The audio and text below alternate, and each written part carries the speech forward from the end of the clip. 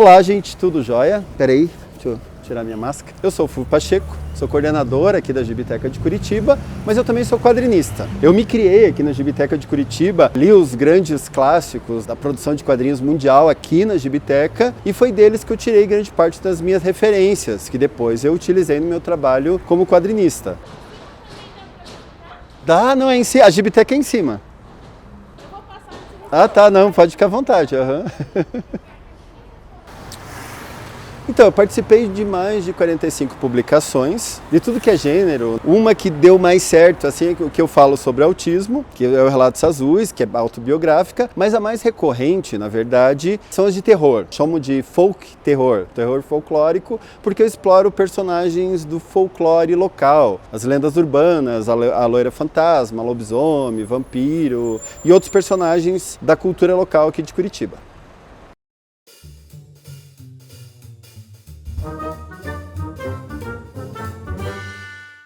Então, mas vamos lá, que a ideia é ensinar vocês a fazer uma página de quadrinho. Mas na verdade a gente começa a fazer uma página de quadrinho com algumas ações antes da página de quadrinho. Como eu falei pra vocês, eu tenho essa produção mais recorrente de folk horror, tem esses personagens baseados em personagens de lendas curitibanas. Então, quando eu comecei a fazer as histórias deles, eu começo primeiro a fazer uma coisa chamada Model Sheet, isso aqui.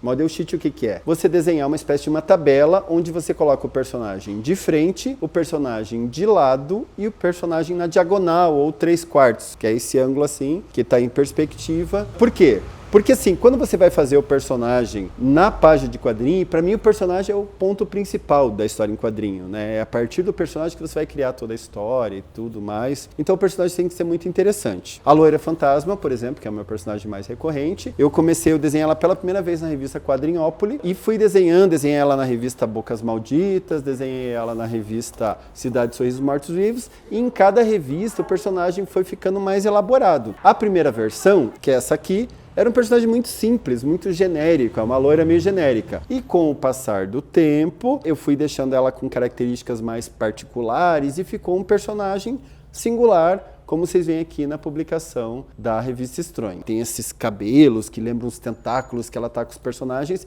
e isso fez que ela seja um personagem, como eu falei, único. Então isso é uma questão importante. Tem outros dois personagens que também são recorrentes, que esse aqui é o Lobo da Estrada, que eu desenhei lá em 2007 para a revista Quadrinhópolis, depois desenhei em outras versões. A versão mais nova dele é essa aqui, ó, que ele tá mais animalesco, também ficou um personagem mais interessante. Esse aqui que vocês estão vendo aqui, eu fiz para a revista Calafrio. E tem o terceiro, que é o Vampiro Caigangue, que é um vampiro indígena, que daí também tentei explorar bastante dessa cultura do índio caigangue paranaense. E assim, gente, também, antes de entrar na página, eu desenhei várias expressões desses personagens. Desenhei o rosto dele em vários ângulos, com várias expressões diferentes. Tudo isso funciona, como eu falei, como uma espécie de uma tabela que na hora que a gente vai para a história, no vídeo anterior, o Pacheco comentou alguma coisa, que ele fez um roteiro, que nesse roteiro a gente junta esses três personagens, e ali, na hora que você vai encaixando os desenhos no roteiro, você tem todo esse repertório de expressões que você usa. Outra coisa também importante em relação ao Model Sheet é que, por exemplo, na revista da Loira Fantasma, aqui para Estronho, a Loira Fantasma foi desenhada por vários artistas diferentes. Então, assim, é uma espécie de padronização. Assim, o personagem ele sempre vai ter a mesma cara, mesmo não só desenhado por mim, mas desenhado por outras pessoas. Então, agora que eu falei um pouco do personagem, vamos falar da página em si. Uma coisa importante na hora de você fazer a página de quadrinho também são as referências. As referências, tanto na hora de fazer o personagem, como no cenário. No cenário é essencial. No caso dessa história em quadrinho que a gente está usando aqui como exemplo, para falar sobre a produção de uma página de quadrinho que a gente fez para a revista Calafrio, eu utilizei como referência fotos ali do Parque São Lourenço. Até porque a história da Loira Fantasma se passa ali na rua Mateus Leme, ali no Abranches. Então eu usei as imagens do Parque São Lourenço como referência. Eu fui muito atrás de imagens do Google Maps, até para saber ali e tal. Então foi desenhado muito a partir disso. Só que os personagens também é importante a gente usar referência, principalmente na aplicação da movimentação. Sim, só que eu não gosto muito de usar referência de internet. Eu gosto de usar referência de sessões de modelo vivo. Eu participo muito de sessões de modelo vivo. Eu até já fiz algumas sessões de modelo vivo voltadas para o quadrinho. Então, por exemplo, essa página de quadrinho, todas as cenas que estão aqui, eu pedi para o modelo fazer. A maior parte foi um modelo chamado Elton, né, que fez para mim. A partir das poses dele, eu fiz o desenho dos personagens movimentando, lutando e tal, como vocês podem ver nesses desenhos que estão mostrando aqui. Além do personagem, outro ponto bem importante numa história em quadrinho é o cenário. E o cenário é regido pela perspectiva. Aqui no Solar do Barão, vocês podem ter um exemplo. O que rege a perspectiva? É a linha do horizonte e o ponto de fuga. Vocês podem ver aqui, por exemplo, que tem essas linhas brancas do prédio, que são as linhas de estrutura aqui do prédio que convergem para um ponto de fuga. E esse ponto de fuga fica na linha do horizonte. Quando você varia bastante na página de quadrinho, isso fica muito legal, deixando esse ponto de fuga às vezes mais baixo, fica um ângulo mais de cima para baixo, ou mais alto, fica um ângulo de baixo para cima, e essa variação deixa a página super interessante.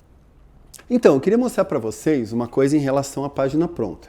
Essa aqui é a página que eu desenhei para Mestres do Terror, como eu já tinha falado, que reúne, né, a Loira Fantasma, o Índio Vampiro e o Lobo da Estrada. Na hora que eu fiz essa página, eu cuidei com várias coisas importantes em relação à diagramação. A primeira delas é a margem. A margem é fundamental, a margem do contorno da página ela tem que ter no máximo 1 centímetro de largura. E a canaleta, que é esse espaço em que fica entre um quadrinho e outro, no máximo meio centímetro. Mais que isso é bobagem. Outra coisa importante também na hora de fazer a composição dessa página é você variar os enquadramentos. Isso acontece muito parecido no cinema. Por quê? Porque, por exemplo, assim, você tem aqui no primeiro quadrinho um enquadramento que a gente chama de um plano geral. O plano geral é aquele em que o personagem está aparecendo de corpo inteiro, proporcional ao cenário, em que está a Loira Fantasma, o Índio e o Lobo ali. No próximo quadrinho, a gente tem que fazer um plano muito diferente desse primeiro. Por quê? Para ele não ficar monótono e para ele ficar uma página harmônica. Porque quando você faz um enquadramento mais afastado, como esse primeiro, você coloca muitos elementos. E quando você faz o enquadramento de rosto, ele fica um pouco mais clean, um pouco mais limpo. Então, se, por exemplo, todos os quadrinhos forem afastados, vai ficar muito poluída. Mas também, se todos os quadrinhos forem só com rosto, ela vai ficar muito pobre, vai ficar muito limpa, muito clean. Então, por isso é importante você intercalar. E também pela questão do ritmo, como eu falei no cinema. Por exemplo, quando você assiste um filme, o primeiro enquadramento é afastado, então o próximo é mais aproximado, como um close, porque isso faz com que o filme não fique monótono, certo? Que dá essas quebras em relação à diagramação. E na página aqui, ela, como eu falei, ela fica mais harmônica. Então depois você tem uma sequência de 3 closes, que tem uma justificativa esses 3 closes aqui, que aparece o rosto dos 3 protagonistas, e depois a gente tem novamente uma cena um pouco mais afastada, que a gente pode considerar um plano total, que é quando o personagem está de corpo inteiro, só que em primeiro plano, e o resto da cena em segundo plano, um pouco mais afastada. E tem tanto o personagem de corpo inteiro como o cenário e tudo mais. Então, tudo isso são dicas bem bacanas para que a página fique mais harmônica. Agora, a gente vai passar para a arte e finalização dessa página com o Jackson, que ele também vai dar algumas dicas em relação a isso. Então, até o próximo vídeo.